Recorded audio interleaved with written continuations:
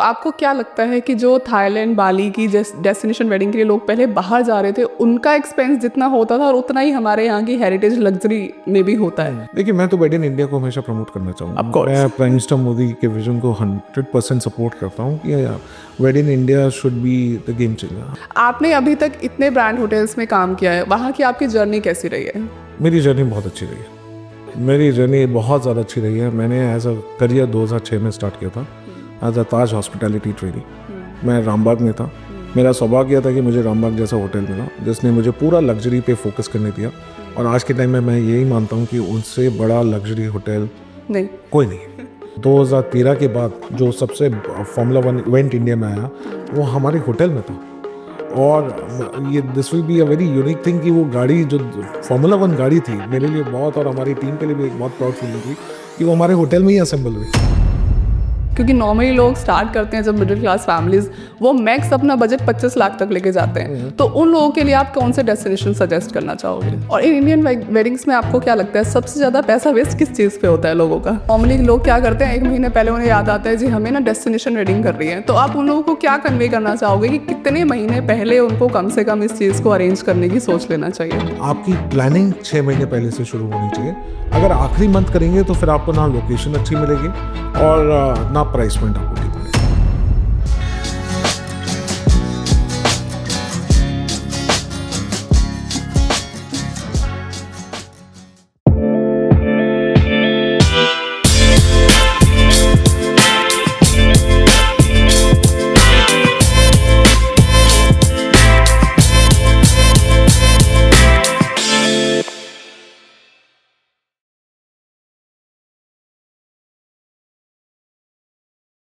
Welcome sir. नमस्कार नमस्कार। नमस्कार।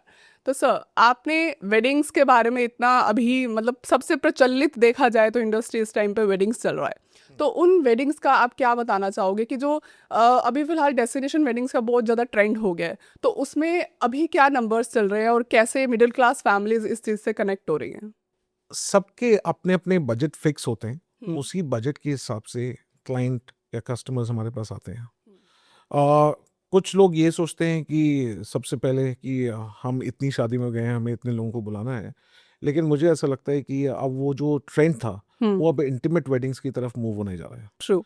लोग बोलते हैं कि इंस्टेड ऑफ इनवाइटिंग 1000 गेस्ट या 700 गेस्ट, उसकी जगह हम शादी करें एक इंटीमेट लोकेशन पे, हम्म। जहाँ पे हम 150 से 200 लोगों की एक इंटीमेट वेडिंग करें, और आने के बाद एक अच्छी सी पार्टी थ्रो कर दें या रिसेप्शन थ्रो कर दें अपने जितने गेस्ट हैं उनको बुला के। तो अभी जैसे आपने अभी बोला कि लोगों ने ये चीज़ ऑलरेडी शुरू कर दी है, बट लोग क्या कहेंगे से हमें क्या चाहिए में इस कन्वर्ट होने के बीच में कितने चैलेंजेस अभी भी आपको आ रहे हैं इस चीज़ में? देखिए, चैलेंजेस होते हैं फैमिली के साइड से, और मुझे ऐसा लगता है कि आज के टाइम में जो डिसीजन मेकिंग है वो कपल्स भी ले रहे हैं। हम्म। वो चाहते हैं कि वो इंटीमेट वेडिंग का पार्ट बने, हम्म। जहाँ पे उनके क्लोज्ड वंस उनके साथ हों। हम्म। और इंटीमेट वेडिंग में देखिए, आज के टाइम में पहले जो शादियां होती थी उसमें हम बहुत सारे लोगों को बुलाते थे, लेकिन आजकल शादियां भी इंस्टाग्राम फ्रेंडली हो गई हैं, ट्रू। और इंस्टाग्राम या सोशल मीडिया उसको बहुत ज़्यादा लोगों को अप्रोच देने लग गए हैं कि फ़ोटोग्राफ किस तरीके से आएगी, लोकेशन कौन सी होगी, बैकड्रॉप कैसा होगा, और उसके अलावा फंक्शंस की फ़ोटोज़ कैसे आएंगी और किस तरीके से होगा। तो अब वो जो प्रचलन था कि हमें सबको बुलाने की बजाय किस तरीके की लोकेशन होगी और किस तरीके का फंक्शन होंगे जो कि सब एंजॉय कर सकें, उस तरीके पे अब ज़्यादा ध्यान दिया जा रहा है, और मुझे ऐसा लगता है फैमिली अभी उसको अप्रोच कर रही है। क्योंकि पहले ये होता था ना कि 4 लोग होते थे कि वो नहीं ऐसा फैमिली में इसकी चलेगी, फिर उसकी सुनो, फिर उसकी सुनो। तो आई थिंक अब वो चीज़ें चेंज हो गई हैं, कपल ने ये सब चीज़ें अपने हाथ में ले ली हैं। देखिए, ऐसा आज भी है, फैमिली आती हैं, 4 लोग सब आते हैं। बैठते हैं, लेकिन at the end of the day decision making जो मैंने देखी है हाँ। वो अब कपल्स की तरफ होने लग गई है, बिकॉज अब सब अपने काम कर रहे हैं, अलग अलग लोकेशंस पे हैं, और मैं आजकल देख रहा हूँ कि कपल्स आते हैं बहुत ज़्यादा इन्वॉल्व होते हैं इन टर्म्स ऑफ एवरीथिंग, कि कपड़े कैसे होंगे, बैकड्रॉप कैसा होगा, मेकअप आर्टिस्ट कैसा होगा, और उस तरीके से ये पूरी प्लानिंग होती है। ऐसा नहीं है कि वो आज आए और आज शादी हो गई। It takes almost cycle of 6 से 3 महीने, जहाँ पे ये सारी डिस्कशंस होती हैं, और उसके बाद वेडिंग प्लानर या वेडिंग जो जो हमारे कॉन्सर्ज है उनका बहुत बड़ा रोल प्लान होता है होटल्स के साथ। अभी जो आपने इंस्टाग्राम वर्दी एक बात की, तो उसमें इंस्टाग्राम पे अभी जैसे हाइप में रहता है उदयपुर गोवा की वेडिंग्स, तो उसमें इतना क्या बजट फ्रेंडली होता है कि लोग उसको सिर्फ ड्रीम में नहीं सच्चाई में कर सकें? देखिए उदयपुर और गोवा ऐसा नहीं है कि सिर्फ पैलेसेस की हम बात कर रहे हैं। उदयपुर में आप ड्रीम वेडिंग्स मींस डिपेंड करता है कि आप किस लोकेशन पे और कौन सी लोकेशन पे। अगर आप लेक पिचोला कर रहे हैं तो वो तो एकदम ही टॉप एंड वेडिंग हो गई। उसी के साथ साथ अब नई लोकेशंस भी उदयपुर में डेवलप हुई हैं, बहुत सारे 5 स्टार लग्जरी होटल्स और डेवलप हुए हैं, और मेरा मानना है कि बजटेड होटल्स भी उदयपुर में आए हैं। तो वो मार्केट जो है वो अल्ट्रा एच से लेके मिडिल क्लास को भी केटर कर रही है। और ओके। डिपेंडिंग अपॉन जो रिजॉर्ट्स अब वहाँ पे आए जा रहे हैं, देखिए पहले क्या था कि डिमांड ज़्यादा हो रही थी, सप्लाई कम थी। सप्लाई। लेकिन अब वो मेरे को लगता है कि सप्लाई जो राजस्थान मार्केट में है वो अब बैलेंस डाउन होनी शुरू हो गई है। लेकिन प्राइसेस अभी भी डिमांडिंग है, और एट द सेम टाइम हम मुझे ऐसा लगता है कि और भी लोकेशंस इर्द गिर्द उदयपुर के या गोवा और इन सब लोकेशंस पे और भी नई डेस्टिनेशंस प्रमोट हो रही हैं इसी जगह। इफ़ यू टॉक अबाउट कि क्योंकि नॉर्मली लोग स्टार्ट करते हैं जब मिडिल क्लास फैमिलीज, वो मैक्स अपना बजट 25 लाख तक लेके जाते हैं, तो उन लोगों के लिए आप कौन से डेस्टिनेशन सजेस्ट करना चाहोगे? देखिए आज के टाइम में जिम कॉर्बेट है नॉर्थ इंडिया के लिए। जिम कॉर्बेट में आपको पूरे पैकेजेस मिलते हैं। अगर आप वहाँ पे रिजॉर्ट्स में जाते हैं तो वो आपको एक कंप्लीट पैकेज दे रहे हैं जिसमें आपका खाना, डेकोरेशन और ये सारी चीज़ें इंक्लूड होती हैं। और डिपेंड करता है कि आप किस सीजन में या किस डेट पे शादी कर रहे हैं। साया और नॉन साया डेट्स में डेफिनेटली डेट का एडवांटेज होता है, और अगर आप उस तरीके से अगर देखें तो आपको वो लोकेशन फ्रेंडली हर जगह पे मिल सकती है। तो जिम कॉर्बेट हो गया, उत्तराखंड में काफ़ी लोकेशन से जुड़ सकते हैं, देख सकते हैं। राजस्थान जयपुर में भी आप देख सकते हैं, ऐसी बहुत सारी प्रॉपर्टीज़ हैं जो इस प्राइस पॉइंट पे आपको वेडिंग करा सकते हैं बहुत ईजीली। और इन इंडियन वेडिंग्स में आपको क्या लगता है सबसे ज़्यादा पैसा वेस्ट किस चीज़ पे होता है लोगों का? सबसे ज़्यादा पैसा पैसा waste- वेस्ट किस चीज़ पे होता है जो सिर्फ दिखावे के लिए कर देते हैं, बट लोग इतना माइंड नहीं करते उसे, बट खर्चा सबसे ज़्यादा उस पे ही होता है? देखिए मैं पैसा वेस्टेज नहीं बोलूँगा, ये एक्सपीरियंस की बात है। मैं इस इंडस्ट्री का पार्ट हूँ तो मैं ये नहीं बोलूँगा कि कोई पैसा हमारा wastage है। लॉस नहीं होना चाहिए। नहीं देखिए लॉस की बात नहीं है, everything comes with a price. True. अगर आज आप एक एक्सपीरियंस चाह रहे हैं और फोटोग्राफी चाह रहे हैं, आपको प्री वेडिंग शूट्स चाहिए, तो ये बहुत सारी चीज़ें पहले नहीं होती थी। आज प्री वेडिंग शूट भी एक बहुत बड़ा ट्रेंड बन गया है कि ट्रेंड है, मैंने खुद उदयपुर में कराया है। सो मैं आपको बोल रहा हूँ ना, हमारे जब हमारे पिताजी और माताजी जब शादी के टाइम पे ये सारी चीज़ें नहीं होती नहीं होती थी। लेकिन आज ये एक integral part of wedding cycle है।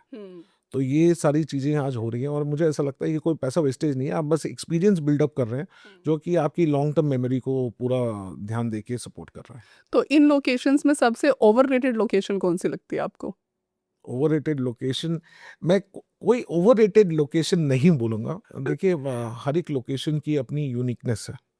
चाहे आप बीच वेडिंग करना चाहें या पैलेस वेडिंग करना चाहें या हिल वेडिंग करना चाहें, इन सब की यूनिकनेस अपनी दर्शाता है जिस लोकेशन पे आप कर रहे हैं।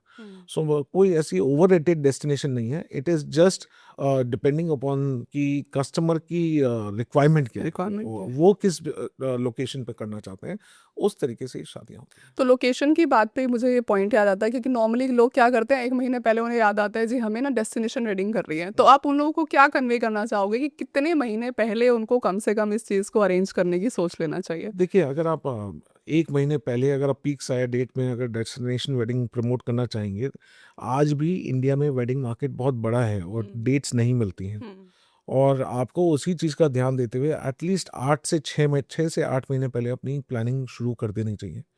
अगर आप ऐसी लोकेशन पे कर रहे हैं जो कि हॉट सेलिंग डेस्टिनेशन है, वहाँ पे एटलीस्ट 1 से सवा साल के बीच में, लेकिन आपकी प्लानिंग 6 महीने पहले से शुरू होनी चाहिए। अगर आखिरी मंथ करेंगे तो फिर आपको ना लोकेशन अच्छी मिलेगी और ना प्राइस पॉइंट आपको ठीक मिलेगा।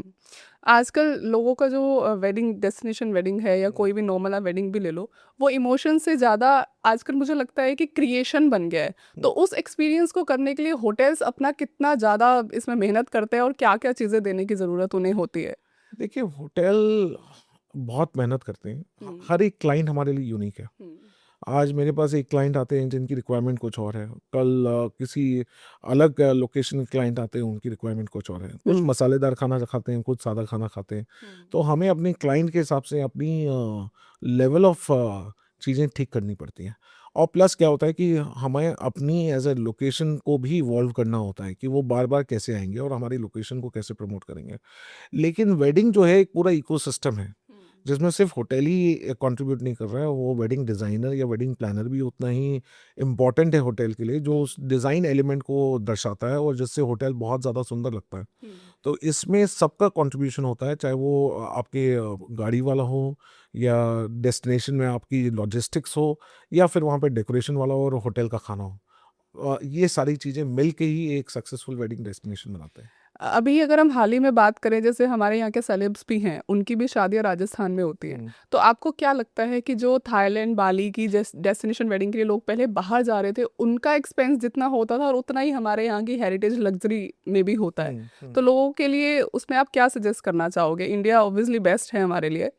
देखिए, मैं तो वेड इन इंडिया को हमेशा प्रमोट करना ऑफ चाहूँगा। कोर्स। मैं प्राइम मिनिस्टर मोदी के विज़न को 100% सपोर्ट करता हूँ कि wed in India should be the game changer. हमारी कंट्री बहुत यूनिक है, हमारे पास सारी लोकेशंस हैं। यस। ऐसी कोई भी लोकेशन हमारे पास नहीं है जो बाकी कंट्रीज़ में ना हो।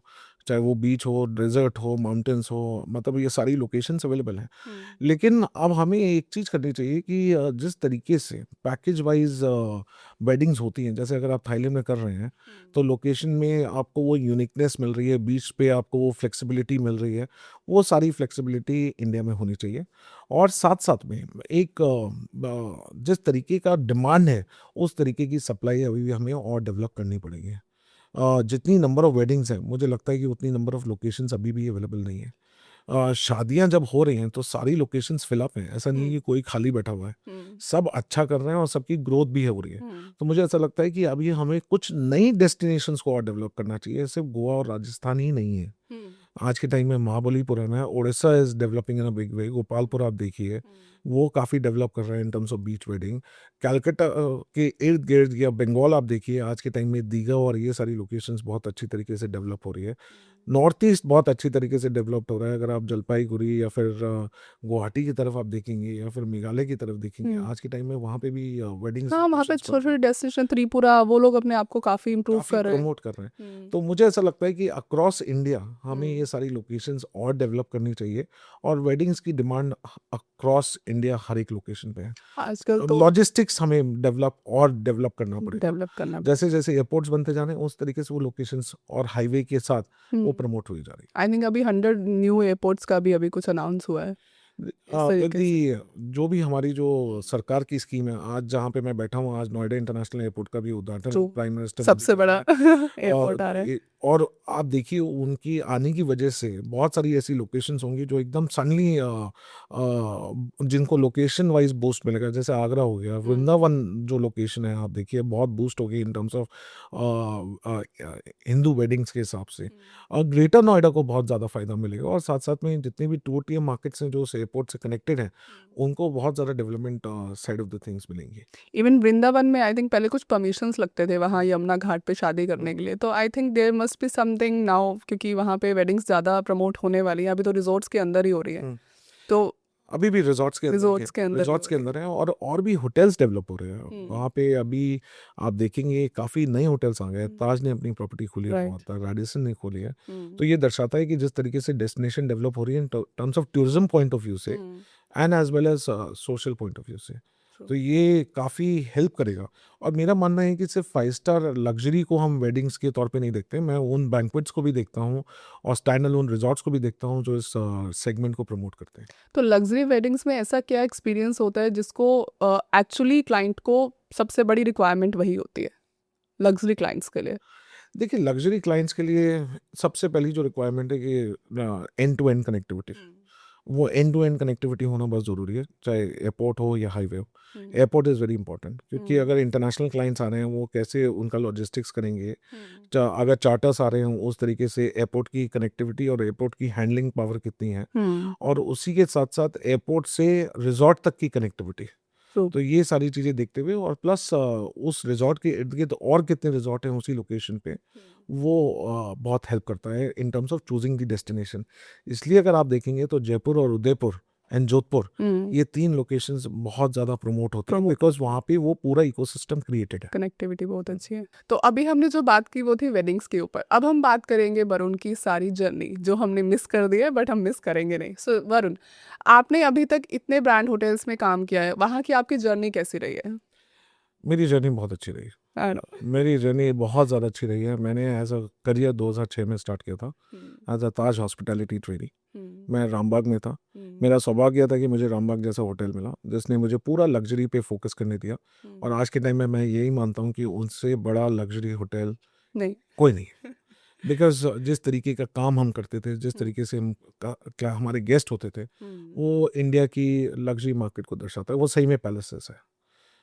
फिर ताज के साथ मैं 4 साढ़े 4 साल था, जहाँ पे मैंने बहुत अच्छी अच्छी प्रॉपर्टीज, ताज मानसिंह, लेक पैलेस, रामबाग जैसी प्रॉपर्टीज में काम किया। और फिर मुझे सेल्स में आने का मौका मिला, तो मैं ताज में डोमेस्टिक लेजर सेगमेंट हैंडल करता था। Okay. वहाँ से फिर शुरुआत हुई इंटरनेशनल होटल कंपनीज की। उस टाइम पे इंटरनेशनल होटल कंपनीज धीरे धीरे इंडिया में एंटर कर रही थी। तो मेरी शुरुआत इंटरनेशनल होटल कंपनी में नोवोटेल से स्टार्ट हुई, नोवोटेल हैदराबाद एयरपोर्ट पे, जहाँ पे मेरे को माइस का एक्सपीरियंस मिला, हाउ टू हैंडल माइस, कैसे माइस करना है। और फिर उसके बाद मैं स्टाउड में आ गया, स्टाउड होटल्स एंड रिजॉर्ट, जहाँ पे मैंने अपने करियर का सबसे इम्पोर्टेंट टाइम देखा है और सबसे इम्पोर्टेंट टाइम दिया है। करीबन मैं 8 साल था विद स्टारवुड एंड मैरियट, जब मैरियट ने स्टारवुड टेक ओवर किया। और वो जो एक्सपोजर था वो ऐसा एक्सपोजर था कि मैं इंडिया से सबसे बड़ी वेडिंग्स, सबसे बड़ा माइस इंडिया में भी कर रहा था, आउटसाइड इंडिया में भी कर रहा था, और उसने मुझे मौका दिया पूरा दुनिया घूमने का। मतलब एक जो होता है exposure for a hotelier to जाके देखना, लग्जरी हो या बजटेड होटल्स हो या मिड स्केल होटल्स हो, वो एक पूरा मेरे को मौका दिया गया मेरी मैनेजमेंट की तरफ से। ऑन ग्राउंड आपको एक्सपीरियंस ऑन ग्राउंड एक्सपीरियंस हुआ। मैंने इंडिया के सबसे बड़े ग्रुप्स किए, टोरंटो, पेरिस, बाली, दुबई। सो एक टाइम पे ऐसा फीलिंग जेलस, मुझे किसी ने नहीं भेजा। एक टाइम पे ऐसा हो रहा था कि मैं 4 लोकेशंस में 4 टाइम आवर्स में काम करता था, कि सिडनी में एक ग्रुप चल रहा है, फिर फ्रैंकफर्ट में एक ग्रुप चल रहा है, Oh लास God. वेगास में एक ग्रुप चल रहा है, तो सबके साथ कोऑर्डिनेशन करना। उसके बाद जब स्टारवुड मैरियट से एक्वायर्ड हुई, तो मैरियट का मैं मार्केट डायरेक्टर माइस बना, और वहाँ पे मेरा इंडिया का जर्नी स्टार्ट हुई, जहाँ पे मैंने सारे मैरियट और स्टारवुड होटल्स की नेशनल सेल्स जो माइस का था वो मैं देखता था। Wow. फिर मुझे लगा कि मुझे अब आगे ग्रो करना था, मुझे यूनिट रोल में आना था, क्योंकि आगे जाके मुझे जीएम बनना था। और मुझे लगा कि जब तक मैं यूनिट रोल नहीं करूँगा हाँ, तब तक जीएम का पाथ नहीं नहीं लेगा। बन पाऊंगा। तो मेरे मेंटोर थे मिस्टर अश्विनी नायर। उन्होंने मुझे क्राउन प्लाजा ग्रेटर नोएडा में अपॉर्चुनिटी दी, वो वहाँ के जनरल मैनेजर थे, और उन्होंने जो अपॉर्चुनिटी दी उसके बाद मेरा यूनिट रोल स्टार्ट हुआ, जहाँ पे मैं 398 कमरों की या 400 कमरों की प्रॉपर्टी हैंडल कर रहा था। राइट। बीच में कोविड आ गया, that was the toughest time, but with the mentorship of mister Nair and जो हमारे कस्टमर्स थे, हमने वो जर्नी बहुत इजीली सेल थ्रू की। और फिर उसके बाद एक बहुत बड़ी अपॉर्चुनिटी आई हायत रीजेंसी दिल्ली, जो कि मुझे लगता है कि हायत की फ्लैगशिप प्रॉपर्टी थी और one of the top properties of India. So वहाँ पे मौका मिला, और जो भी मौके मिलते गए वो मेरे लिए एक नया चैलेंज था, और मैंने उस चैलेंजेस को देखा, और मुझे ऐसा लगता है कि जहाँ जहाँ मैंने काम किया, जो भी चैलेंजेस आए, उनसे मैंने कुछ सीखा। और उसके बाद मुझे कॉल आया, हमारे जो करंट चेयरमैन है, chairman doctor Rakesh Kumar and CEO Sudeep Sarkar ji, उन्होंने मुझे बोला कि ये प्रॉपर्टी चलानी है और आना है। तो मेरे लिए आई थिंक ये सबसे बड़ी अपॉर्चुनिटी थी, और मुझे ऐसा लगता है कि ये एक मेरे लिए सबसे बड़ा करियर का चैलेंज भी था, जहाँ पे मैं एक नई प्रॉपर्टी को देख रहा था, और साथ साथ में मेरे पास अपॉर्चुनिटी थी कन्वेंशन सेंटर में नई चीज़ें इन्वेंट करने की। और मुझे ऐसा लगा कि ये सबसे बड़ी अपॉर्चुनिटी थी मेरे करियर की, जहाँ पे मैं बहुत सारी चीज़ों से एक्सपेरिमेंट कर सकता था, चाहे वो 1000 8000 से लेके 10 तक का माइस ग्रुप, या फिर 3000 लोगों की वेडिंग्स, लॉन्चेस। और अभी आपने देखा होगा पिछले 2 हफ्ते पहले हमने फॉर्मूला 1 इवेंट किया, यस, आई सॉ जो योर कि स्टोरी। आज तक का सबसे बड़ा हिस्टोरिक इवेंट है इंडिया के लिए। राइट। कि 2013 के बाद जो सबसे फॉर्मूला 1 इवेंट इंडिया में आया, वो हमारे होटल में था। और ये this will be a very unique thing कि वो गाड़ी जो फार्मूला 1 गाड़ी थी मेरे लिए बहुत, और हमारी टीम के लिए भी एक बहुत प्राउड फीलिंग थी कि वो हमारे होटल में ही असेंबल हुई। वाओ। ये मोमेंट जो होते हैं वो बहुत ऐसे होटल्स के लिए होते हैं, जैसे वेनिशियन हो गए, मरीना बे सैंड्स हो गए, वहाँ पे सुना जाता है। एक्चुअली लेकिन मैंने कभी ऐसा नहीं सुना कि होटल की मेन पोर्च पे गाड़ी असेंबल हो रही है और फिर वो बीआईसी जा रही है टेस्टिंग के लिए, और फिर वापस आके उन्होंने वो पूरा जो इवेंट किया वो हमारे लिए बहुत बड़ा है और फॉर्मूला 1 कहने में ही इतना बड़ा वो भारी शब्द हो जाता है ना, एकदम। And it was so awesome. Formula 1 हमने कंप्लीट किया। अब हम आने वाले टाइम में अरिजीत सिंह का कॉन्सर्ट कर रहे हैं कुछ वाओ। 20,000 लोगों का। तो मैं आज बोलूँगा कि मेरी सिर्फ अपॉर्चुनिटी रिस्ट्रिक्ट नहीं होती है सिर्फ माइस ग्रुप्स पे, but events have also become a main stream thing for my journey. Great. तो इंडेवा में आपने जो डिफरेंट डिफरेंट सेगमेंट रखे हैं वो ऐसा क्यों है, मतलब आपने एक ही चीज़ में उसको क्यों नहीं किया, आपने हर सेगमेंट को डिफरेंट नेम दिया है, तो उसको आप कैसे कंसिडर कर रहे हो? देखिए इंडिवा को एक तो वो इंडिया, हमने इंडिया को फोकस करते हुए दिया, इंडिया और अतिथि देवो भव को हमने मिला के नाइस इंडिया बना दिया। कॉन्सेप्ट। उसके साथ साथ हम चाहते थे कि इंडिया में लाइफस्टाइल होटल ब्रांड्स आए जो कि सिर्फ आज तक रिस्ट्रिक्टेड थे मैरियट, स्टारवुड एंड अकॉर्ड से। इंडिया का कोई लाइफस्टाइल होटल ब्रांड्स ऐसा नहीं था। तो हमने जो भी अपने डिस्टिंक्टिव ब्रांड्स उसमें बनाए, जैसे शिकीना हो गया, और पहली बात तो इंडिया के जितने भी ब्रांड्स हैं they all inspired by national bird peacock. So Shikina is basically a crest of a peacock, and plume is like feather. So जितने भी हमारे जो ब्रांड्स बने they are all inspired by peacock. It is जो हमारे जो brands की जो पूरी की पूरी हमने तैयारी की, वो हमने पूजा नटराजन जो PNJ एक्सचेंज की ओनर हैं, मिलान बेस्ड हैं, उनके साथ मिलके की, and she came up with the ideas in terms of the design element, नाम हमने दिए, और उसके बाद फिर ये सारी जर्नी क्रिएट हुई। और आज के टाइम में जितने भी जो ब्रांड्स हैं, जो 6 के 6 ब्रांड्स हैं, वो लाइफस्टाइल होटल ब्रांड्स हैं, वो अलग अलग कस्टमर बेस को टारगेट कर रहे हैं। तो अगर आप प्लूम में जाएंगे तो plume is way much different from expo in. Plume बहुत ही यूनिक प्रोडक्ट है in terms of targeting millennials and Gen Z. And अगर आप जाएंगे तो हाई एंड म्यूजिक बज रहा होगा, like look and feel is very young. Expo in is very subtle. और मोरस्टे अगर आप देखेंगे तो वो भी एक बहुत ही अलग ब्रांड है जो कि कॉर्पोरेट स्ट्रीट ट्रैवलर्स को टारगेट कर रहा है। और उसी तरीके से आईराइज होगा और हमारा सारंगा रिट्रीट होगा जो कि हम वेलनेस रिट्रीट लेके आ रहे हैं। ग्रेट। तो ये सब कहाँ पे हैं, ये इनकी लोकेशंस कहाँ पर हैं? सो अभी 3 जो होटल्स हैं, अभी हमने तीनों की तीनों अभी हमने ग्रेटर नोएडा में डेवलप किया। ओके। आने वाले टाइम में and of this year 2 hotels और खुल रहे हैं, एक नोएडा में खुल रहा है और एक हमारा साउथ दिल्ली में आ रहा है। ग्रेट। उसके बाद हम रायपुर, अमरावती, एंड उसके साथ हम ये नासिक, 3 में हम अपने 2 अलग अलग होटल्स लेके आ रहे हैं along with the convention centre. तो अभी आगे फ्यूचर में कितने होटल्स की प्लानिंग चल रही है? 11 hotels. 11 hotels by end of this year हमारा जो टारगेट है इस साल का कि 11 होटल्स पैन इंडिया बेसिस पे, जिसमें से जो शुरुआत हो जाएंगी जिन होटल्स की वो 4 हैं और बाकी 6 पाइपलाइन में रहेंगे। ग्रेट। सो माइस एक्सपो में तो बेसिकली आप माइस को ही टारगेट कर रहे हो, तो माइस का आपको अभी फ्यूचर क्या दिख रहा है इंडिया के लिए? देखिए इंडिया जो है वो पावर हाउस है माइस का, चाहे वो मैं डोमेस्टिक पेमेंट बोलूँ या तो फिर मैं आउटबाउंड बोलूँ। इंडिया जो मार्केट है वो obviously it is going to be the third biggest after US, China and India. It will be the third biggest one, जो कि global supply system in terms of MICE को बहुत ज़्यादा support करेगा। तो ग्लोबली अगर हम बात करें, क्या इंडिया हमें नंबर 1 पे मिल सकता है? उस पर थोड़ा सा टाइम लगेगा। देखिए इंडिया में ऐसा नहीं है कि हमारे पास अब बड़े कन्वेंशन सेंटर्स नहीं है या लॉजिस्टिक्स नहीं है।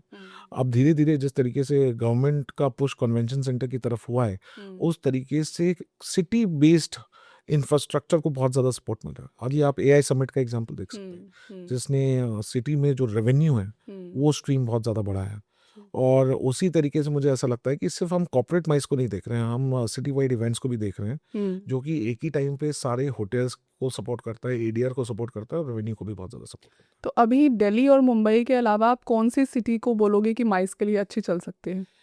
देखिए आज के टाइम में गवर्नमेंट जिस तरीके से प्रमोट कर रही है वो पैन इंडिया बेसिस पे कर रही है। सो सिर्फ माइस हमारी सिर्फ दिल्ली और मुंबई में नहीं हो रहा, पैन इंडिया बेसिस पे चल रहा है। अगर मैं कन्वेंशन सेंटर क्रिएशंस देखूं तो आज कोचीन एक बहुत बड़ा मार्केट बनता जा रहा है। अमरावती आने वाले टाइम में सबसे बड़ा मार्केट होगा, क्योंकि ये चंद्रबाबू नायडू की ही सोच थी हैदराबाद में HICC लाना। और HICC की वजह से उस सिटी का जो लैंडस्केप चेंज हुआ, और HICC एंड हाईटेक्स की वजह से वो दर्शाता है कि वो सिटी कहाँ से कहाँ ग्रो कर गई। सो मुझे ऐसा लगता है कि अमरावती बहुत ज़्यादा ग्रो करेगा। उसी हिसाब से 2 tier मार्केट्स में वाराणसी, खाजुराहो और भुवनेश्वर, गुवाहाटी, ये सारी लोकेशन सब इसके बाद काफ़ी है। एज ऑफ नाउ सबसे बेस्ट माइस लोकेशन कौन सी चल रही है और क्या चैलेंजेस उसमें हमें मिल रहे हैं? देखिए आज के टाइम में जो माइस डेस्टिनेशंस हैं, अगर मैं सिटी वाइज बोलूँ तो दिल्ली, मुंबई अभी भी कमांड कर रहे हैं, अहमदाबाद कमांड कर रहा है। और इसमें चैलेंजेस जो मुझे लगता है कि आज भी जो सबसे बड़े जो चैलेंजेस हैं वो होटल सप्लाई सिस्टम को लेके हैं। जितनी डिमांड, अगर कोई एक समिट आती है या फिर कोई एक बहुत बड़ी कांग्रेस आती है, उस हिसाब से उतने नंबर ऑफ होटल्स उस लोकेशन पे होने चाहिए। अवेलेबल। और मुझे ऐसा लगता है कि जहाँ पे आप कन्वेंशन सेंटर बना रहे हैं, जैसे इंटरनेशनली आप वेगस पे देखेंगे, मकाओ में देखेंगे कि जहाँ पे कन्वेंशन सेंटर है उसी के इर्द गिर्द उन्होंने करीबन 20,000 कमरे या फिर 30,000 कमरे बना रखे हैं। वहाँ वो आप एक लैग पूरी कर रहे हैं। सिटी को वो सपोर्ट कर देता है। अब वैसा इंफ्रास्ट्रक्चर लाना बहुत ज़रूरी है। और उसमें अगर आप देखेंगे तो गवर्नमेंट ने एक बहुत अच्छी चीज़ की कि यशोभूमि को एरो सिटी से कनेक्ट कर दिया। तो वैसी ही सोच मुझे ऐसा लगता है कि जैसे गांधीनगर में भी हो तो उसके इर्द गिर्द ही होटल्स होने चाहिए। मुंबई में जियो के साथ अभी भी बहुत कम होटल्स हैं, लेकिन उनको दूर ट्रैवल करना। तो आने वाले टाइम में जो भी कन्वेंशन सेंटर बने, उनके इर्द गिर्द की 5 मिनट की लोकेशंस में ये सारे होटल्स होने चाहिए और इन्वेंट्री बढ़नी चाहिए जो इंटरनेशनल कांग्रेस को सपोर्ट करे। होटल्स का इकोसिस्टम थोड़ा और स्ट्रॉन्ग हो जाए। और स्ट्रांग होना चाहिए। वो धीरे धीरे हो रहा है। हम भी ग्रेटर नोएडा में देखेंगे, हम उसी स्पीड से ही अब होटल रूम्स बढ़ा रहे हैं। और हमारा भी टारगेट है कि हम 600 कमरे तक बनाएं, जो हमारी लोकल इकोसिस्टम जितनी कांग्रेसेस आती हैं उनको सपोर्ट कर सकें। तो अभी फिलहाल हमारे क्या नंबर्स चल रहे हैं इंडिया में माइस और वेडिंग्स को लेके अगर हम चले? देखिए मैं वेडिंग्स को लेके नंबर्स पे थोड़ा मुझे ऐसा लगता है कि इट्स $multi-billion इंडस्ट्री। कोई भी करेक्ट फिगर देना, आई थिंक 200+ बिलियन चल रहा है अभी। देखिए हर किसी के अपने अपने नंबर्स हैं। हाँ, बट मुझे ऐसा लगता है कि हाँ, वेडिंग इंडस्ट्री के नंबर्स हम आज तक काम पता नहीं नहीं कर लगा पाएंगे। सकते। वो जो इकोसिस्टम सपोर्ट करता है वो बहुत ज़्यादा ऊपर है। सो उस पे नंबर कोई बताना वो मेरे लिए वो फिगर्स तो नहीं, वो government की फिगर्स तरफ हम से बता भी नहीं कोई पाएंगे, कोई जस्ट अ रफली आइडिया।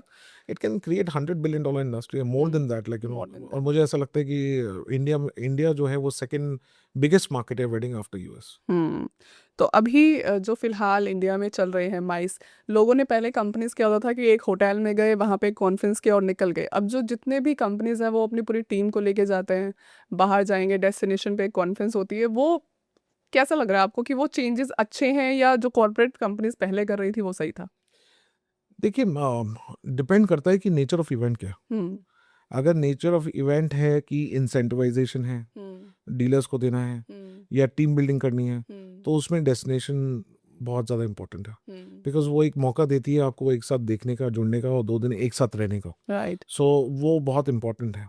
लेकिन अगर आप देखेंगे लॉन्चेस हैं तो वो आप लोकल लेवल पे कर सकते हैं। बट इंसेंटिवाइजेशन, जो इंसेंटिव इंडस्ट्री है, वो डेस्टिनेशन पे ही काम करती है। और जहाँ पे मुझे ऐसा लगता है कि डेस्टिनेशन की रोल प्ले करता है। और कंपनी को भी या जितने भी कंपनी जो करा रही है उसको भी एक बूस्ट देता है in terms of employee retention या डीलर्स रिटेंशन या कस्टमर रिटेंशन बोलिए। Alright, so let's talk about a new association IWAI। तो उसमें आप क्या रीच कर रहे हैं और आपके टारगेट क्या रहेंगे? अभी उसमें हम क्या क्या दे रहे हैं प्लानर्स को या वेडिंग प्लानर्स या ट्रैवल एजेंट्स को? देखिए हम अभी बहुत नई एसोसिएशन है। हमारा vision wed in India promote करना है और उसी के प्लेटफॉर्म पे इंडियन वेडिंग इंडस्ट्री एसोसिएशन है। और ये प्योरली वेडिंग एसोसिएशन है। इसमें हम जितनी भी अपनी अलाइड इंडस्ट्रीज हैं वेडिंग की, उन सबको एक साथ जोड़ना चाह रहे हैं। और प्लस आज जो हम डेस्टिनेशंस की बात कर रहे थे या लोकेशंस की बात कर रहे थे, होटल्स की बात कर रहे थे, उस पूरे इकोसिस्टम को एसोसिएशन के अंदर लाने की कोशिश कर रहे हैं, जहाँ पे हम इंडिया को ग्लोबल मैप पे रिप्रेजेंट कर पाए। सो आज इंडिया जो एक बहुत ही अट्रैक्टिव डेस्टिनेशन बनती जा रही है फॉर इंटरनेशनल वेडिंग्स ऑल्सो। हम चाहेंगे कि हम प्राइम मिनिस्टर मोदी को जो विजन है वेड इन इंडिया को, उसको ज़्यादा से ज़्यादा प्रमोट करें। और हम चाहेंगे कि हम मिल के काम करें। और ये सिर्फ एसोसिएशन अभी बहुत छोटे स्टेज पे, बट मुझे ऐसा लगता है कि आने वाले 1 साल में हम मेहनत करके इसको बहुत ऊपर लेके जाएंगे। We all are with you, don't worry. So जो नए वेडिंग प्लानर्स आ रहे हैं या नॉर्मल हमारी ट्रेड में माइस के प्लानर्स आ रहे हैं, उनको आप क्या कन्वे करना चाहोगे इस इंडस्ट्री में? देखिए, फर्स्ट ऑफ ऑल मेरा मानना ये है कि आज के टाइम में over commitment is the worst thing. जो आप कमिटमेंट करें क्लाइंट को और जो आप दिखा रहे हैं वही चीज़ डिलीवर होनी चाहिए। आप दिखा कुछ और रहे हैं और डिलीवर कुछ और कर रहे हैं, वो देखिए ये क्या है, शादियां जो होती हैं वो इमोशंस बेस्ड होती हैं। हाँ। इसमें इमोशन सबके जुड़े होते हैं। सो मेरा मानना है कि भूल चूक हर एक शादी में होती है, लेकिन जो भी आप करें उसको हमेशा वही डिलीवर करें जो आप दे रहे हैं, और ट्रेंड के साथ चेंज होते रहे। क्योंकि आज के टाइम में देखिए टेक्नोलॉजी चेंज हो रही है, नए ट्रेंड्स क्या आ रहे हैं। सिर्फ आजकल ढोल बाजा बारात नहीं है, उसके साथ बहुत सारी चीज़ें आजकल इंक्लूडेड हो गई हैं। शादी के कार्ड्स कैसे बनेंगे, लोकेशन ट्रेनिंग बहुत ज़रूरी है विद वेडिंग प्लानर्स की। अगर आप किसी भी क्लाइंट को अगर लोकेशन सजेस्ट करते हैं तो मेरा मानना है कि या तो आप उस लोकेशन की ट्रेनिंग लें और शायद किसी ट्रैवल पार्टनर को इन्वॉल्व करें जो उस लोकेशन को एक्सपर्ट है। तो मुझे ऐसा लगता है कि वेडिंग प्लानर्स और ट्रैवल इंडस्ट्री को आज के टाइम में बहुत क्लोजली काम करना चाहिए, and travel partner should become their supporting partners in terms of planning a very good wedding for a customer. Alright, so मुझे ये बताओ कि इतना एक्सपीरियंस आपको हो गया है, तो कभी आपके साथ ऐसी चीज़ें नहीं हुई जो आपने बोला यार ये क्यों ही हुआ, क्यों ही आया मैं इस इंडस्ट्री में, ऐसा कभी आपको फील हुआ? आज तक मुझे ऐसा दिन नहीं आया। जिस दिन ऐसा आ जाएगा तो वो मेरी आखिरी दिन होगा जो मैं अपनी टीम को बोलता हूँ। देखिए, आज भी मैं इस इंडस्ट्री को, कल भी मैं किसी एक स्टूडेंट एसोसिएशन में बैठा हुआ था जहाँ पे मेरे से 62 स्टूडेंट्स आए थे होटल लेके।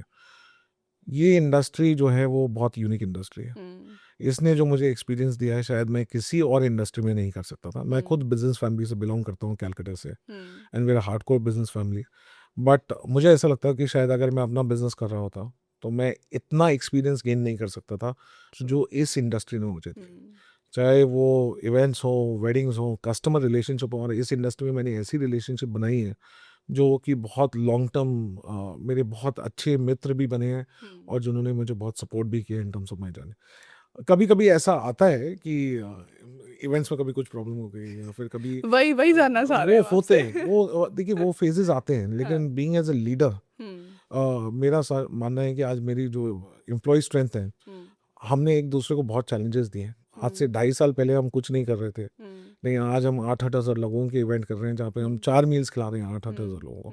तो that shows the achievement of my team and making it sure कि लीडरशिप उतनी ही स्ट्रांग रहे कि जिससे नीचे वाले घबराए नहीं काम से। तो सबसे पहली इंपॉर्टेंट चीज़ है कि बीइंग एज ए लीडर मैं उतना अपने पे भी लेता हूँ और फिर बाकी नीचों को भी उतना साथ थोड़ा में थोड़ा लेके बांट चलता देता हूँ। हूँ। नहीं, थोड़ा देखिए, लीडर को पेन तो लेना ही पड़ेगा। ट्रू। मैं अगर वो काम नहीं करूँगा तो नीचे वाले भी शायद नहीं उसको ना करेंगे, करें। नहीं करेंगे। सो मुझे शायद उनसे ज़्यादा काम करना पड़ता है, और मेरे लिए ये काम काम नहीं है। मैं आपको आज भी बोल दूँ, मैं मतलब इसको काम की तरह पे नहीं लेता। मुझे लगता है कि ये मेरा ही काम है, मतलब ये मेरा है। तो मैं होटल भी आज उसी तरीके से देखता हूँ। ये नहीं कि मेरी मंथली सैलरी आनी है या मेरे कुछ आना है, बट इसको कैसे बढ़ाना है, एम्प्लॉयज़ को कैसे ग्रो करना है, ब्रांड्स को कैसे ग्रो करना है और कस्टमर्स को कैसे ग्रो करना है, ये बहुत इंपॉर्टेंट चीज़ है। दैट्स ग्रेट, क्योंकि ये सबसे पहले सोचेंगे तभी हम काम कर पाएंगे। जी। काम करने के लिए ये चीज़ होनी बहुत ज़रूरी है। अगर आप ये सोच लोगे कि नहीं यार 10 to 5 ख़त्म, तो वो पेन अगर नहीं लोगे तो फील ही नहीं आता ना काम करने नहीं, का। मैंने 18 साल की करियर में आज तक मुझे ऐसा लगा नहीं कि 10 to 5 जॉब है। इट इज़, अगर मेरी रिक्वायरमेंट है तो वो है, और एम्प्लॉयज़ की wellbeing is the first priority at this point of time, और customer satisfaction is the first thing priority. तो जब आपने स्टार्ट किया था, जब आपकी जर्नी स्टार्ट हुई थी, जब आप एक फ्रेशर थे, तब आपको क्या-क्या लगा कि ऐसे नहीं, ऐसे करना चाहिए था? इसमें कई बार आ जाता है ना सामने ऐसी चीज़ें आती हैं, हम बोलते हैं कि नहीं यार हमें ये नहीं करना चाहिए था। तो कुछ ऐसे एक्सपीरियंसेस आपके साथ हुए हों उस दौरान? देखिए, ऐसा है कि जब मैंने अपना करियर स्टार्ट किया था तो मेरा लाइफ का विज़न बहुत क्लियर था। मैंने अपने लिए कुछ बेंचमार्क सेट किए थे, और मुझे ऐसा लगता है कि आज की जनरेशन को मैं एक ही चीज़ बोलना चाहूँगा कि जो भी आप काम करें, चैलेंजेस आते हैं, डाउनफॉल्स भी आते हैं, लेकिन आप उससे सीख के बहुत ज़्यादा स्ट्रांग ही बनते हैं हर बार, और हर चीज़ सीखनी बहुत ज़रूरी है। देखिए, आज के टाइम में जीएम बनना सिर्फ एक डिपार्टमेंट से आप जीएम नहीं बन सकते। आज के टाइम में आपको शॉप फ्लोर पे जाके सारी चीज़ें भी देखनी पड़ती हैं, और उसकी नॉलेज भी आपको होनी चाहिए। तभी जाके आप एक अच्छे जीएम या फिर एक अच्छे एडमिनिस्ट्रेटर बन पाएंगे। तो वो सीखना भी बहुत ज़रूरी है। अगर आज मुझे नहीं पता कि वेंडर मैनेजमेंट कैसे करना है, या फिर आरएफपीज कैसे बढ़नी है, या फिर उसके आगे कैसी चीज़ें करनी है, तो फिर मैं एक सक्सेसफुल जीएम या फिर आने वाले टाइम में एक सक्सेसफुल एडमिनिस्ट्रेटर नहीं बन सकता। तो चीज़ें होती हैं, कभी कभी लगता भी है, कभी कभी ऐसा भी लगता है कि भाई आज दिन अच्छा नहीं गया, लेकिन फिर हम उस दिन बात करते हैं, शाम को बैठते हैं, नेक्स्ट दिन वापस हम उसी लेवल पे आ जाते हैं। एनर्जी बहुत आई रहती है हमारे। वो रहनी चाहिए। अच्छा, तो अभी इंडस्ट्री जो हमारी हॉस्पिटैलिटी की चल रही है, अगले 5 से 10 साल में आप उसे कहाँ देख रहे हो? मुझे ऐसा लगता है कि इंडिया थर्ड बिगेस्ट मार्केट रहेगा, और राइट। ये बहुत ही ज़्यादा अग्रेसिव मार्केट है आज की टाइम में किसी भी होटल कंपनी, होटल ब्रांड्स के लिए। और इस मार्केट में सबके लिए स्पेस है, सिर्फ बड़े प्लेयर्स के लिए नहीं, बट छोटे प्लेयर्स के लिए भी। और इंडिया जो डिमांड कर रहा है वो अब और होटल्स डिमांड करेगा, बिकॉज मुझे ऐसा लग रहा है कि कहीं कहीं लोकेशंस में अभी भी सप्लाई और डिमांड मैचअप नहीं नहीं हो पा रही हो। और जिस तरीके से डिमांड क्रिएशन है उस तरीके से हमें होटल्स और भी बनाने पड़ेंगे पैन इंडिया लोकेशन पे। और मुझे ऐसा लगता है कि India is going to grow much faster than any other market in the world. तो अभी एआई ने ऑलरेडी अपने आप को इतना ज़्यादा मार्केट में इम्प्लीमेंट कर लिया है, तो ह्यूमन टच अभी भी हमारी होटल लाइन में कितना ज़रूरी है? देखिए, ह्यूमन टच बहुत ज़रूरी है और एआई भी ज़रूरी है। दोनों ज़रूरी मुझे है। ऐसा लगता है कि दोनों आप को एग्जिस्ट करेंगे ही करेंगे, और ये सब चीज़ें हमें मान लेनी भी चाहिए। एआई आपका काम बहुत इजीली कर रहा है और सपोर्ट भी करता है in terms of looking after lot of things, but human touch हमेशा रहेगा ही रहेगा। चाहे इंडिया की अगर मैं बात करूं तो ह्यूमन टच बहुत ज़्यादा इंपॉर्टेंट प्ले करता है। एक्चुअली अतिथि देवो भव। अतिथि देवो भव। और मुझे ऐसा लगता है कि इंडिया मार्केट में आज भी और आने वाले 10 साल में भी अतिथि देवो भव वो क्रिएशन रहेगी, वो हम अपने डीएनए से नहीं निकल सकते। आई थिंक जब तक सामने से हमें कोई आके फूल माला और तिलक लगा के वेलकम नहीं करेगा, तब तक इंडिया की फील नहीं आएगी। देखिए, तभी तो लोग इंडिया से बाहर से लोग इसलिए आते हैं ना, क्योंकि Right. उनको इस लेवल ऑफ सर्विस मिलती है। और मैं आज भी एक चीज़ बोलता हूँ कि इंडियन हॉस्पिटैलिटी आज भी दुनिया में सबसे अच्छी है, ट्रू, और इससे बढ़िया हॉस्पिटैलिटी कहीं डाउट ही नहीं। नहीं है। और ह्यूमन टच रहेगा, लेकिन साथ साथ में एआई भी आपको बहुत सारी चीज़ों से सपोर्ट कर रहा है, जिसको हमें लगता है कि हमें आपको एग्जिस्ट रहना पड़ेगा साथ साथ। क्योंकि टेक जरूरी है होटल लाइन में भी, इतनी बुकिंग्स को सेटल करने के लिए, हर चीज देखने के लिए भी नीड टेक्नोलॉजी। टेक ज़रूरी है आज की टाइम में। गेस्ट की मतलब अगर ग्रुप्स आ रहे हैं, चेक इन चेकआउट से लेके बहुत सारी चीज़ें ऐसी हो रही है। आज के टाइम में आपके डॉक्यूमेंट्स हैं, जो बहुत सारी चीज़ें एआई कर रहा है, और वो आने वाले टाइम में और ग्रो करेगा। ट्रू। तो अभी हम वेडिंग्स पे वापस आते हैं। अगर एक कपल को लग्जरी वाली फीलिंग लेनी है बट उनका बजट नहीं है इतना, तो आप उन्हें क्या सजेस्ट करोगे? देखिए, लग्जरी जो है ना, वो वर्ड बहुत ही ज़्यादा यूनिक है। हाँ। हर एक कस्टमर के लिए लग्जरी का महत्व अलग है। सो मैं एक ही चीज़ बोलूँगा कि लग्जरी का मतलब ये नहीं कि किसी कस्टमर को पैलेशियल प्रॉपर्टी में हर एक के लिए अपना अपना लग्जरी लेवल है। तो मुझे ऐसा लगता है कि आपका जो एक तो बजट डिसाइडेड होना चाहिए। यू शुड बी क्लियर कि आपको कितना स्पेंड करना है, क्या करना है। टाइमली आप उसको अगर बुक करेंगे तो आपको लॉजिस्टिक्स भी सस्ता पड़ेगा, लोकेशन और होटल्स भी सस्ते पड़ेंगे, और थोड़ा सा डेट फ्लेक्सिबिलिटी अगर रखेंगे तो आपको लग्जरी एलिमेंट भी जिस प्राइस पॉइंट पे आप बात कर रहे हैं उसमें मिल जाएगा। ग्रेट। तो ये सब चीज़ें आपको ध्यान रखनी है। 6 महीने पहले सर ने हमें बताया कि 6 महीने पहले मिनिमम आपको देखना है डेस्टिनेशन वेडिंग के लिए। 1 महीना पहले ना जाएं, कुछ नहीं मिलेगा। Alright, so time for the rapid fire. Luxury या experience? Experience. Big fat wedding या intimate weddings? Intimate weddings. India या international mice? Any day India. मेरा भारत महान। टेक या human touch? Human touch. One word for India. Uniqueness. Great. हमने इतनी weddings की बात कर ली, हमने माइस की बात कर ली, we just skip the themes. किन किन थीम्स में हम डेस्टिनेशन वेडिंग्स कर सकते हैं? आजकल बहुत सारी चीज़ें चल रही हैं, इवन वो म्यूजिकल फेराज, ये सब चीज़ें नई नई जो इन्वेंट हुई हैं, उसके बारे में आप क्या बताना चाहोगे? देखिए, थीम्स तो एवर इवॉल्व होती जा रही है, ठीक है। और मुझे ऐसा लगता है कि ये कस्टमर चॉइस के हिसाब से होती है थीम्स। मैंने बहुत सारी ऐसी शादियां की हैं इंडिया में और आउटसाइड इंडिया में, जहाँ पे सर्क दे सोले भी आए हैं, which is the biggest circus in the world to perform. आपने अभी म्यूजिकल फेराज की बात की, वो तो अब एक प्रायोरिटी है जो अब होनी ही होनी है। वो एक पार्ट ऑफ द पैकेज बनता जा रहा है। लेकिन थीम जो है वो बहुत ही क्रिएटेड की जाती है बाय द कपल्स इटसेल्फ, ये उनकी चॉइसेस और उनकी स्टाइल पॉइंट ऑफ व्यू से थीम डिस्कस होती है।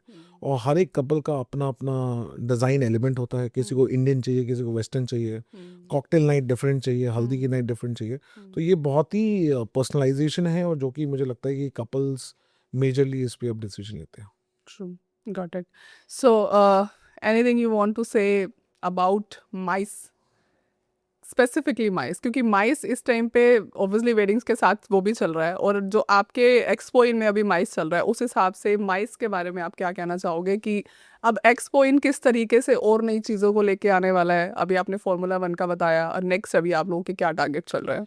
सो देखिए, हमारा जो ग्रोथ पैटर्न है, अभी हम बीइंग अ न्यू होटल, हम डेफिनेटली टारगेट कर रहे हैं 25% ईयर ऑन ईयर ग्रोथ, और वो हो भी रही है हमारे। ग्रेट। हमारा जो टारगेट है वो स्पेशल इवेंट्स को लाना है। मेरे हिसाब से माइस इज जस्ट नॉट MICE, मेरे को लगता है इट्स MICCE, क्योंकि सेलिब्रेशंस को भी माइस का पार्ट बनाना चाहिए। ग्रेट। वो एक बहुत इंपॉर्टेंट एलिमेंट है जो माइस इंडस्ट्री को सपोर्ट करता है, जिसको मुझे लगता है कि अब ले आना चाहिए। और साथ साथ में अगर आप एक्सपो इन की बात करेंगे तो नेक्स्ट ईयर बहुत सारे प्रेस्टिजियस इवेंट्स हैं जो हमारे साथ होने जा रहे हैं, जिसमें हमारा मेजर फोकस लॉन्चेस पे है, उसके साथ कॉन्सर्ट्स पे है। Arijit Singh will be our the biggest concert which we are going to do for 30,000 people. उसके आने वाले टाइम में बहुत सारे ऐसे इवेंट्स हैं जो हम कर रहे हैं, जैसे कार रिलेटेड हैं, कॉन्सर्ट्स होंगे, मेडिकल इंडस्ट्री फार्मा के बहुत सारे इवेंट्स हैं, एक्सपोज हो ही रहे हैं साथ साथ में, और प्लस वेडिंग्स हमारा बहुत बड़ा फोकस रहेगा इस सब। Keep it up. मुझे सुन के इतना वो लग गया कि इतना सारा काम करना है। नहीं, बहुत सारा काम करना है। बहुत ज़्यादा काम है। देखिए, मैं आपको एक चीज़ बताता हूँ, आज से 2.5 साल पहले एक्सपो इन ने एक भी बैंक्वेट नहीं किया था। हमारी जो टीम थी एकदम रॉ थी, हम लगान की टीम की तरह आए थे, ठीक है। सारे एक एक ऐसे ऐसे पिक एंड चूज करके सबको इकट्ठा किया गया, और फिर उनको एक विजन दिया गया कि भाई ये ऐसा करेंगे। टीम जब आई तो अक्टूबर में पहले हमने सबसे पहला कॉर्पोरेट इवेंट किया, वो हमारा 150 का कॉर्पोरेट इवेंट था। फिर हम धीरे धीरे बढ़ते गए, 150, 200, फिर हमने एक पहला टारगेट लिया कि 4,000 लोगों का इवेंट करेंगे, जो कि एक बहुत बड़ी रियल एस्टेट कंपनी का लग्जरी लॉन्च था। और वो हमने किया, और हमने किया। उसके बाद फिर हमने उससे बड़ा टारगेट लिया कि भाई अब इससे ऊपर जाएंगे, तो हमने 8,000 लोगों का इवेंट किया, जिसमें हम 4 मील्स खिला रहे थे 8,000 लोगों को। टोटल मिला के 3 दिन में हमने 65,000 लोगों को खिलाया।